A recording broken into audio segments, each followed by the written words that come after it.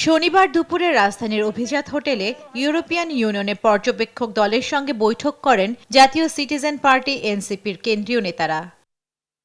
বৈঠক শেষে দলের আহ্বায়ক নাহিদ ইসলাম জানান, বৈঠকে লেভেল প্লেইং ফিল্ড নিয়ে আলোচনা হয়েছে। কিভাবে লেভেল প্লেইং ফিল্ড থাকতেছে কি থাকতেছে না, বা আমরা যে নির্বাচনের মাঠে যাচ্ছি সেখানে আমরা কোন ধরনের ভবিষ্যৎ হোক নিরাপদ, বিনিয়োগ হোক বিশ্বস্ত, আর আমার পছন্দ সল্ট বে। ওয়েলকাম টু সল্ট বে। বাধার সম্মুখীন হচ্ছি আমরা। দু একদিনের মধ্যে জামায়াত ইসলামী সহ জোটের অন্যান্য দলের সঙ্গে সমঝোতা চূড়ান্ত হবে বলেও জানান তিনি।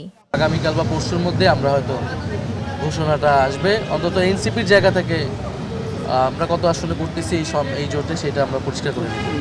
বিশেষ একটি দলকে সুবিধা দিতে প্রশাসনকে সিগন্যাল দেওয়া হচ্ছে এমন অভিযোগ করে নাহিদ ইসলাম বলেন, বিএনপির জোটের চাইতে এগিয়ে জামাত এনসিপি জোট। আমাদের নির্বাচনী যেই জান্নাতুল মোহনা, দেশ টিভি, ঢাকা।